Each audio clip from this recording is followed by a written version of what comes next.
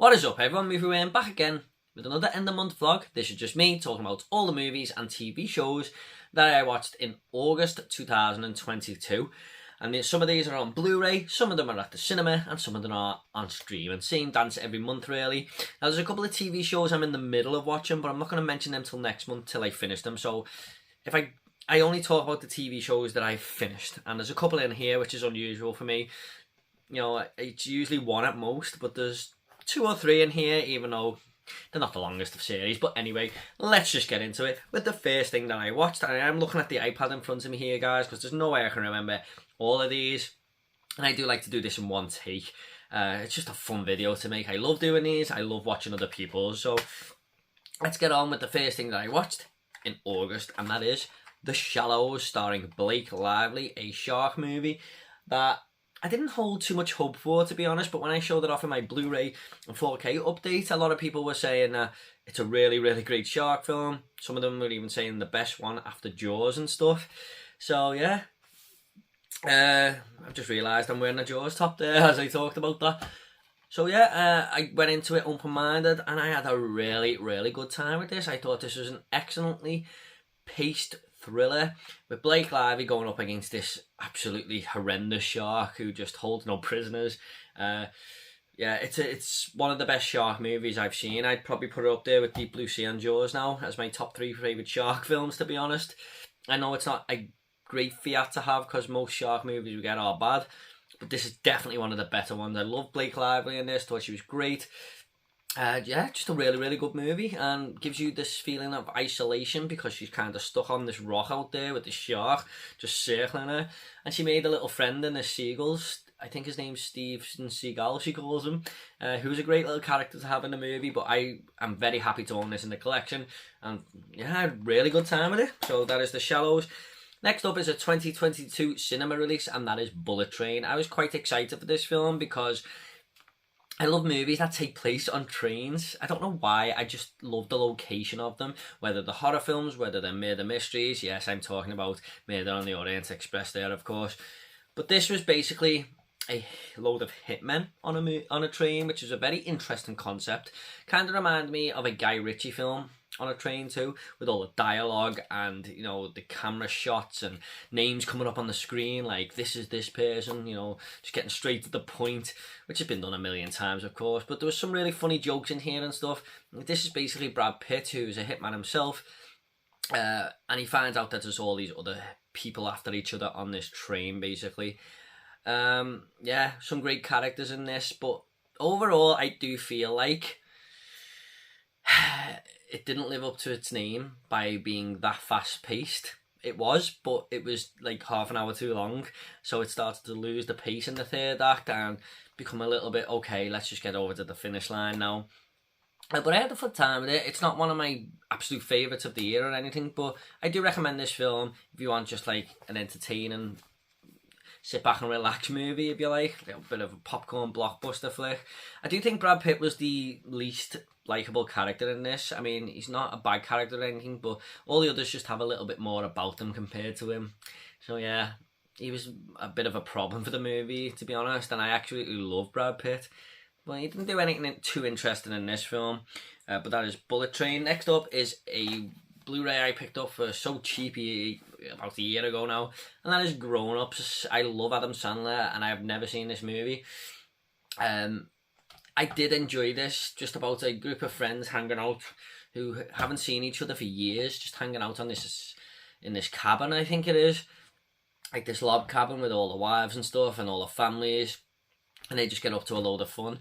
I did have a good time with this. There is some funny moments, lots of fun characters to be around, but my main gripe with it was sometimes they would, like, everything they say, they all laugh along, the characters in the movie, and sometimes it's not funny, and it's just kind of awkward to watch these characters laugh at some jokes, but you're not laughing along with them, and they think it's really hilarious in the movie, but it's quite not. I mean, some of it is funny, but some of it just doesn't land, but all the characters are laughing along, and I just found that kind of awkward. It was a bit of a long movie as well for what it is. Just seemed to go on a little bit there. But overall, I think this is a good Adam Sandler film. Not one of his best, not one of my favourites, but I had a fun time with it. So that is Grown Ups. I've got Grown Ups 2 to watch, which I've never seen. I've heard it's absolutely terrible. So we'll have to wait to see for that one. Speaking of terrible, this is one of the worst movies I have seen all year, and that is Rise of the Teenage Mutant Ninja Turtles. I'm a bit of a fan of the Turtles. I used to watch the animated show. I love the 90s movies. Well, I love 1 and 2, not too big on 3. I didn't mind the Michael Bay films, to be honest, but Turtles is something that I kind of grew up with. So I thought, you know, when this came on Netflix, I'm going to check it out. Now, I think this follows on from a series that they didn't complete and they just wanted to do this as a finale. Fair enough. But for me, I hated the animation. I thought the Turtles looked terrible, and so did all the characters. The voice work wasn't very good, and the plot was just stupid. Like, these Turtles kind of going back in time to save their future selves and stuff like that.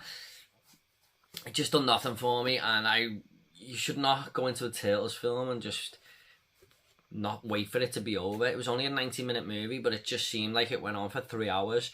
It was very, very uninteresting. I didn't like it at all, and I think it had it in bottom 5 worst movies of the year. I think I give it 1.5 stars on Letterboxd, just because it did have some moments that were kind of fun, but they are not very long-lived at all. The worst Teenage Mutant Ninja Turtles movie I've ever seen. So there you go. Next up is one that really everyone seemed to love this month, and it's a new release, and that is Prey, the new Predator movie starring, is it Amber Midthunder? What a name that is. I thought she was really great in the starring role here. And this all takes place like at a different time period. Is it the 1700s or something? And the Predator lands here and just starts, this is his new hunting ground basically. And I'm sorry if it's not Amber Midthunder, but I'm sure his second name is Midthunder. She takes on this Predator, and you know what? It was a really, really well-paced movie. Some great scenes, some great shots, very well filmed. And I especially loved it where this Predator was picking a bear up, but he was in camouflage, but he was like killing the bear above him, and all the blood was dripping over him. I thought that was amazing. One of the best movie moments of the year for me. And it was just a really kick-ass film. I would definitely go back to this again. There's not many streaming movies that I would revisit, to be honest, because I just think a lot of them don't have too much character about them. Especially these Netflix ones, which there'll be some of them I'm talking about in a minute too. But this is one that I would actually love on 4K. I would buy that shit and just put it in the collection. I would love them to do a physical release of this, because I can see me going back to this before the year ends and many times in future. Let's get more Predator films now in different time zones. I think that could work. Even if they just do a couple of them, you know, I think that could really work. So this was a really great idea. I thought it was a cool concept, and I really, you know, some sequels in future could take note from this, or prequels if you like, to go down a little bit of a different avenue and explore different, you know, come up with new ideas, new fresh ideas. I thought this was a great film. I really, really enjoyed it. So I think it's in my top 15 of the year, and I've seen over 70 films this year, so that's not bad at all. Next up is a TV show that I am very behind on these. I'm watching another one at the minute, which is Moon Knight, but I'm not going to talk about that because I haven't finished it yet. But this is Hawkeye.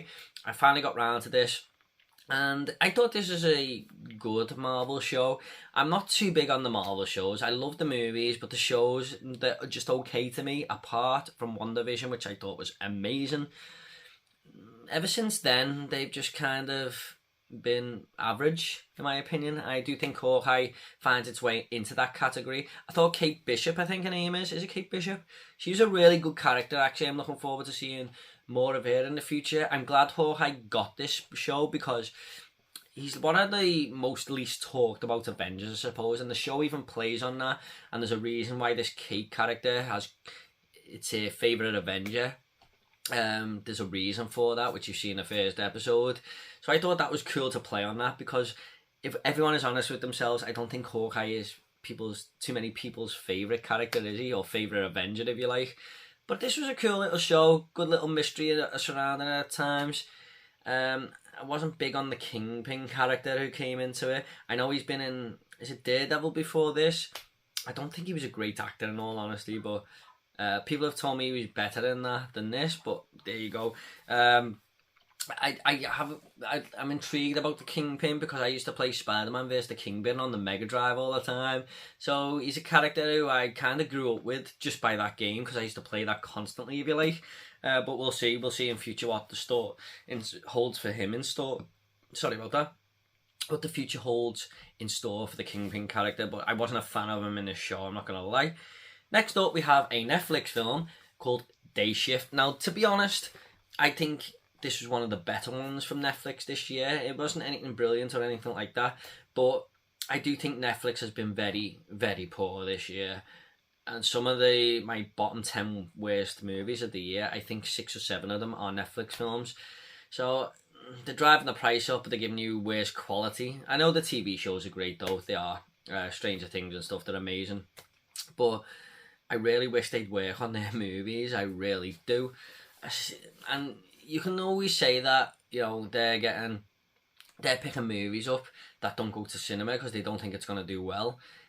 But there are Netflix movies coming out now that they're pouring budgets into, like The Grey Man and stuff. So I didn't mind The Grey Man, but I just wish Netflix would up their game a little bit, especially with the ones they do themselves. I don't know if Day Shift was one of them, or they just picked it up before it went to cinema. I don't know, but overall, this was kind of like Blade in the daytime, but not as good, if you get me. Hence the name Day Shift. So this is Jamie Foxx. He's a vampire hunter, and he basically goes around hunting vampires. But there was some silly moments, like I think is it a laundrette or something, this store, and they open a door at the back and the big vampire hunting agency's in there, and I didn't fall for that. I thought that was ridiculous. I don't know if I'm thinking laundrette because of Breaking Bad. I can't remember what it was, but it's just this shop. And they go in the back and there's this big vampire hunting agency in the back. I thought that was ridiculous. Snoop Dogg's in this movie, who's kind of cool actually, but he's not in it for too long. But what I will give this film, I mean, the fighting choreography and everything was okay. But there was one moment where it really, really did pick up. And this is where Jamie Foxx and these two brothers go to a vampire nest, and I was just like, why didn't you do this fighting choreography all the way through the film? Because it was one of the best movie moments of 2022 for me. I thought it was absolutely amazing where they go to this vampire nest and just kick ass. Some great kill scenes and everything in there. But overall, it just felt like a little bit of a Netflix movie, which is what it was. You know, by the end, you're just like, yeah, that was good. It was okay. You know, won't watch it again. Probably the last time I talk about it. So yeah, I'm not screaming for a sequel or anything. Anyway, on to the next one then. Spent a bit of time on that one. Next up, we have another Blu-ray, and that is The Evil Dead 2. I watched the first one last month, which I did talk about. If you want to see any more of these videos, by the way, from other months, they'll be down below, where you'll hear my thoughts on The Evil Dead. Now, I've been going through this franchise thinking The Evil Dead Rise was going to come out this year. I've been writing reviews for these. I plan on reviewing them all on the channel. But that has been pushed out to April next year, so I probably won't do them reviews until the month before that, or the weeks leading up to it. But I weren't expecting too much from The Evil Dead 2, mainly because I thought the original was kind of overrated, and I remember not liking this too much when I first watched it, but boy has my mind changed. I had such a fun time with this. I thought it was way better than the original. I thought Ash really come into a bit of a character in this one. He was kind of bland in the first movie, and I was scratching my head thinking, why has he got this cult following? But yeah, in this one, he kind of, you know, picked it up a notch. Some really funny moments. The demon design was great in these. You know, chainsaws all over the place. I had a fun time with this. I really did. Definitely better than the first one. I can see why this is a bit of a cult classic, and it's got a big fan base. I just had, really, really good time. Evil Dead 2, a really, really strong horror sequel. So I'm glad it picked up there because, you know, I wasn't expecting much from these next two movies, to be honest. But I'll just talk about the next one now, and that is Army of Darkness. Now, to be honest, I think I may have prepared this just a tiny little bit more. I'm not sure. I might revisit them again before the new one comes out. But this was such a fun time. Ash going to the 1300s? Where the Book of the Dead was made and stuff, and he has to go back and save this war that's going on with the demons and the humans and stuff. But this was definitely the most comedic out of the three, but it just worked. The demon design was great as well. I loved some of the moments in this involving these terrifying looking demons, but in a comedic way. I loved the whole start of the movie. It was like a sinister twist on Return of the Jedi, where there's this pit where people get thrown into and stuff with this monster down there. But one of my favourite moments in this movie was when there was this guy and he said, I am the king of wherever he said, and he said, son of whoever or whatever, and he went on for ages. And Bruce Campbell just goes, well, hello, Mr. Fancy Pants. He was great in this. I really enjoyed this movie. Definitely a franchise that I can say that I like now. I wasn't expecting much, especially after the first film, but these two are great. I am a big fan of the Evil Dead remake as well, which isn't in this video, but I have seen it and I think it is the best one overall. But there you go. Next up is a film that I got a screener for, my first ever screener. I couldn't believe it, and that is Orphan First Kill. And I was very happy about this because I'm a fan of the first one, and I have reviewed this in full detail on the channel. I'll leave the link down below if you want to watch that. But this is basically the prequel to that film, where Esther sort of explains how she got into this orphanage and stuff. For a large portion of this film, especially the first half, I was just thinking, this is just a rehash of the original. It's not doing too much, it's okay, but I wish they would have done something with the script to justify this movie coming out, and then bam, something happens in the middle, and I loved it, and I was like, wow, that is a great twist. I didn't see that coming in a million years, and it just went on from there, basically. But if you want to see my full thoughts, the review will be down below. Julia Stiles was in this. She was probably the next best side character, apart from Esther, played by Isabelle Furnham, I think her name is. So yeah, it was nice to see Julia Stiles in another movie again. But Orphan First Kill, full review down below. Next up is a TV show that I watched, and you can call this a TV show if you want, but it's not really. It's the short versions of I Am Groot. Yeah. Now, I wasn't a massive fan of these, to be honest. If I was going to rank the whole Marvel universe, including the shows and the movies, I'd probably put this bottom, actually. Now, they were... 3 of them were okay, the last 2 were poor. But they're only like 3 minutes long. I understand they are short and you can't really go into it too much, but I just don't think there was any need for these. I know they want to give Groot his own show, and I get it. He's a baby Groot and he gets short versions instead because that's the type of character he is. But overall, I don't really remember too much about these. They were very forgettable and over like a flash. But I can't even remember which one I preferred the best, to be honest. I think it's when he finds this little colony of small bugs. That was about the best one, but overall, the whole thing can be watched in 20 minutes. 15 minutes even. Next up is a movie I was very, very much anticipating this month, in fact, of the whole year, and that is Jordan Peele's Nope. I didn't love this film, I'm not going to lie. I was kind of expecting a good movie because I loved Us. I thought that was such a great modern horror. I know a lot of people prefer Get Out, which I do like. I don't love it as much as other people, but it's a good film. So with that and Us, you expect something really, at least really good from Jordan Peele, don't you? And this is his worst movie for me. It was just a bit weird, and look, it's very well filmed. There's some great shots of cinematography, with the cinematography and stuff, especially at night time, and his great use of shadows. I'm sorry about the background noise there if you can hear it. His great use of shadows with this thing that's in the sky, which I'm not going to reveal. But I thought the female character, I'm really sorry I forgot her name, she was a good part of the movie. She was probably the best thing about the whole film, to be honest. But I thought Daniel Kaluuya was very dull. His character just done nothing for me. Basically, they are horse trainers, and they allow Hollywood movies to rent their horses in case they need it for the film, basically. And they live on this ranch where weird shit is happening with this thing in the sky. That's basically the premise. But there's another part of the movie involving this chimpanzee. I'm not going to get into any more detail about that, but it just... people can look at what messages Jordan Peele was sending with that, what they thought it was interpreting. Look, it had nothing to do with the movie, in my opinion. It had absolutely zero to do with the plot. I don't know why it was in there, but weirdly, it was probably my favourite parts of the film. Yeah, I mean, people in the comments will probably tell me underneath that it means this and that, but I just, there was no need for that to be in there. That is Nope. Yeah, not a great film in my opinion.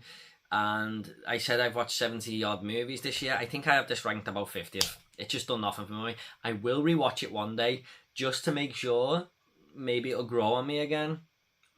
Maybe it'll grow on me. But not anytime soon. I'm not in a big rush. Next up is a new release, and this is actually going to be my new release of the month. And that is an Amazon Prime movie called 13 Lives. Wow. I absolutely loved this movie. This is basically about a group of young kids from Thailand who are in this football team. I'm thinking of the plot synopsis there where they talk about soccer teams and all the dialogue in the movie. It's football. They get lost in this cave, and I think it happened in 2018, and there's a big monsoon and they're trapped in there because the water has trapped them in.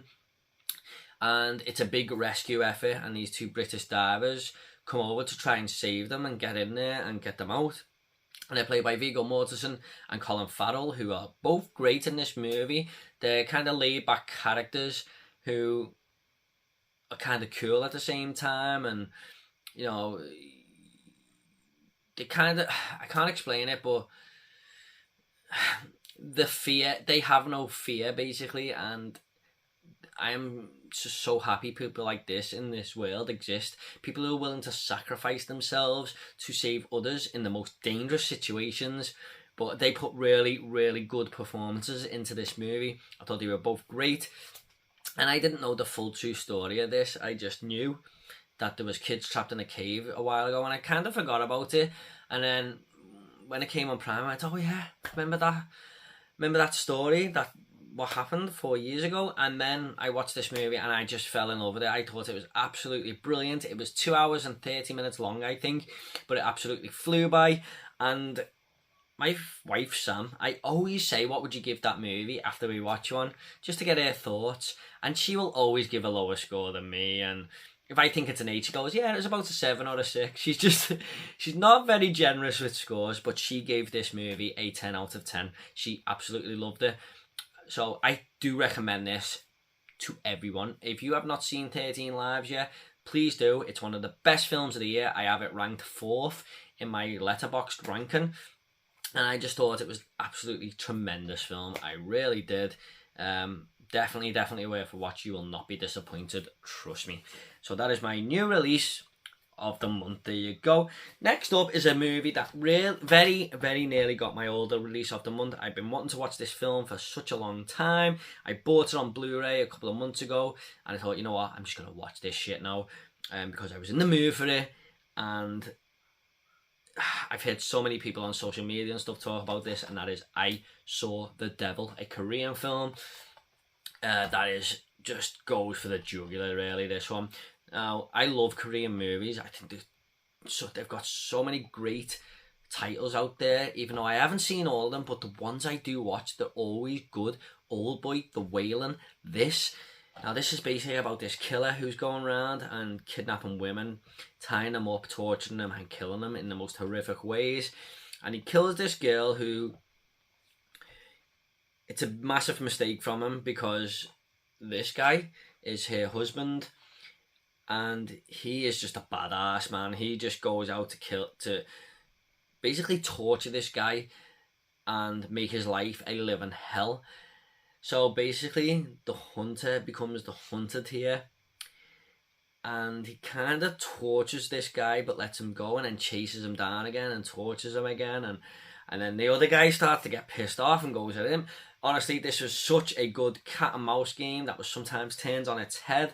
I just loved it. I thought this movie was fantastic. I highly recommend it. And if you like crime thrillers and stuff, this is definitely for you. If you don't mind subtitles and stuff, I highly recommend you check this out. Bit of a brutal movie at times. I'm not going to lie, there's a lot of upsetting scenes really, but definitely worth a watch if you like your foreign or Korean cinema. I just thought it was fantastic. A brilliant film. This close, guys, to becoming my older pick of the month, but that is reserved for something else very shortly. So that is I Saw the Devil. Next up is another TV show called Man vs. Bee. Now I feel all good about myself for watching another TV show, but these are only 10-minute episodes. Almost as short as the I Am Groot series there. This is Rowan Atkinson, who becomes a housemaid, and he's got this new job, and he goes to his first house, and it's like this big multi-million-pound complex. And he's minding this house for this rich couple who are kind of assholes, really. They are. And this bee comes into the house just as they leave, and Rowan Atkinson cannot get rid of this bee, and as he's trying to get rid of it, you can guess what happens. He's smashing the house up and everything. He doesn't mean to, but he's just trying everything to get rid of this bee, and he just can't. He can't, basically. It's very silly, but it's easily watchable. I'd give this a 3 out of 5 if Letterboxd would let me rank it, but it's nothing special. The whole thing is 90 minutes long. I think there's 9 episodes coming in at 10 minutes apiece. So you can probably watch it in one sitting if you wanted. I had a fun time with it. It was just kind of silly, but funny in places. Rowan Atkinson, he's kind of a funny actor, isn't he? So he does his job here. So it's not too bad. Next up is, by the way, I might be ranking, depends on how many I watch, but my friend Moviebug does this at the end of every year. He ranks all the TV shows he's watched, and there's quite a few I want to get through now. So if I get to at least 10 TV shows this year, I'll probably do that video at the end of the year. Who knows? But we'll see. That's one that's in the works, maybe. Next up is a film that so many people have told me to watch over the years, and I've never seen it. And apparently it's an underrated classic, and that is Dog Soldiers. And I had a fun time with this. Yeah, I didn't think it was the greatest movie out there. It was a good film. It was a good film, not a great one in my opinion, but I did have a good time. This is basically about a group of these guys who are in the army on a routine training mission in the Scottish Highlands, and they encounter a pack of werewolves, basically. So they hole up in this cottage, and it's a battle between these werewolves who are trying to get in and these guys who are trying to keep them out. The werewolf design wasn't the best for me, but I do understand there's budget constraints, but some of the action scenes and stuff were great. I've done a full full review in detail on the channel. If you want to check that out, I'll leave the link down below. I've also done a 4K unboxing of this. If you want to check that out as well, that'll be down below. But yeah, I had a fun time with it. The guy who is the main character in this, Kevin McKidd, I have not seen him in too many movies, and if I do, he's always a side character, but I thought he was amazing in this film. He was one of the best things about the film, so I don't understand why he hasn't had more leading roles, but overall, Dog Soldiers was a fun time. Glad to have finally seen it, glad to own this nice edition. So that is Dog Soldiers, but like I said, full review down below if you want to check that out, guys.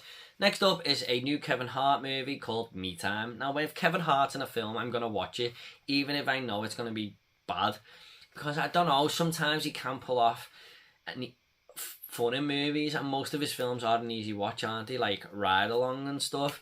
And this sounded like a good concept, actually, where he's just going with his friend Mark Wahlberg to party and have a week away from his family, from the kids, and de-stress himself, really.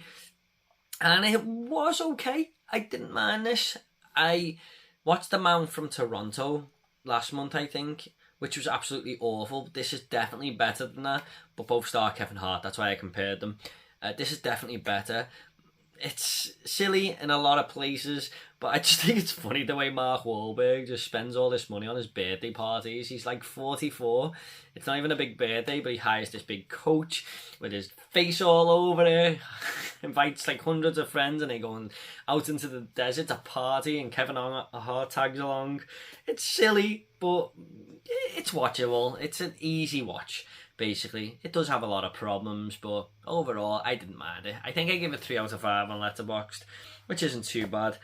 Next up is Beast, starring Idris Elba. I didn't fancy this movie at all. I don't know why. I just went into it not really thinking anything about it. I thought, I'll just go and watch it. It's a 90-minute movie. It might be a bit of fun. And I had a good time with this, actually. I thought it was something I haven't seen for a while, to be honest. Just these group of characters going up against a large monster. But I'm contradicting myself there because I've just realised I watched The Shallows this month. But yeah, what I mean is like this big animal, basically. I mean, the shark is more of an ocean thing, isn't it? Yeah, Idris Elba was great at this movie, to be honest. Him and his two daughters go out on this jungle safari, basically, and sort of anyway, and they encounter this lion there that has had all its family killed by these poachers, and it just is attacking every motherfucker. I thought the CGI in this film was incredible. I didn't think about it once whether that was real or not. It looked so real. Idris Elba was great. You know, I like him as an actor, and this was no exception to this movie. And the guy off District 9 was in there, who plays Vickers, and I forgot his name, but it was nice to see him in a movie again. Overall, a fun time that is just an easy, relaxed to watch, with some tension-filled scenes, of course, but I had a good time with Beast. It wasn't bad at all. Next up is a film that has got so many low scores, and everyone said it was terrible, and I've had it on my watch list for this year for such a long time, and I've been putting it off and putting it off and putting it off because I thought that's like 2 hours long and everyone's saying it's shit. But I was pleasantly surprised, and that is Deep Water, starring Ben Affleck and Ana de Armas. Now, I will admit this is a ridiculous situation that this couple are in, because basically Ben Affleck lets her go with who she wants. She's allowed to kiss blokes at parties and stuff while he's there. He's just not allowed to really divorce her because of their child, who they love dearly. And it's a very, very weird situation and a very strange relationship. But I loved how some of the tension was built up in here. Like Ben Affleck, like one of his wives, like at the start of the movie, one of his wife's old friends has died, and Ben Affleck says to this kid who's sort of coming near his wife in the party, "Oh yeah, I killed him," and he's kind of on edge, and you don't know whether to believe Ben Affleck or not. And people around Ana de Armas do start dying at times, so that's all I'm gonna say. But I thought Ben Affleck was a very cool, weird, and strange character in this. Like, he was strange but cool, if you get me. Ana de Armas, it was just a beautiful woman, isn't she, really? She was great in this movie. So yeah, I did like this thriller, to be honest. Nowhere near as bad as what everyone was saying. Maybe I just went in with low expectations and came out with, you know, better than expected. I don't know, but for me, I enjoyed it. So that is Deep Water on Amazon Prime.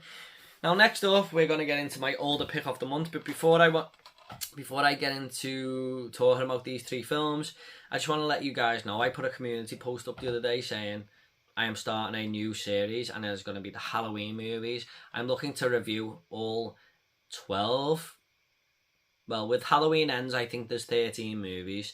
So I'm looking to review all of these 13 movies leading up to Halloween Ends. And then when Halloween Ends come out, I'll review that as well. And then I'll rank them all. So that is Halloween, the original, and this is my older pick of the month. So I'm going to have a full review out for this probably sometime next week. I've wrote it all down. It must be one of the longest reviews I think I'm ever going to do on this channel. I've got a lot to say about it, so look out for that. But older pick of the month, just one of the best horror movies of all time. So look out for the review. Basically, I've spoke about this a few times on the channel before, but I absolutely love it. One of the best horrors ever. Top 5 horrors for me. Now, I can't show the disc for this because the UK, for some reason, will not release this franchise on Blu-ray because they're fucking idiots. So the next movie I'm going to talk about is Halloween 2. Wow. I own this on VHS back in the day, and I haven't watched it since the VHS days. And I remember not liking it. I watched it the other day on Netflix, and I fucking loved it. I thought this was absolutely brilliant. What a solid slasher sequel this is. I was blown away. I just couldn't believe how good it was. Very, very fast-paced.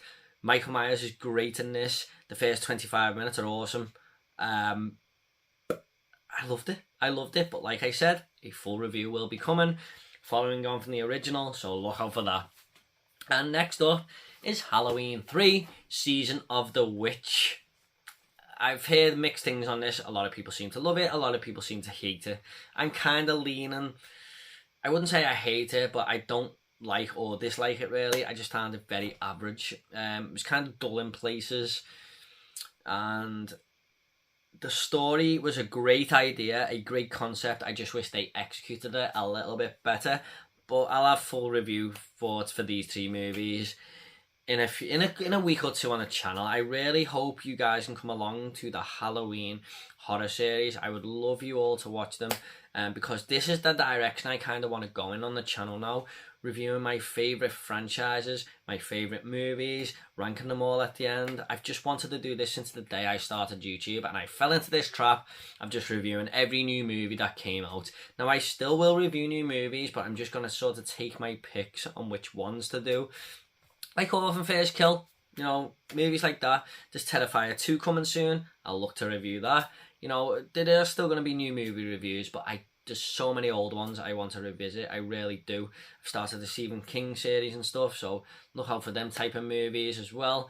So yeah, I hope you all come along to the Halloween series. That would really mean the world to me. I've got a lot to say. I'm very excited to start it.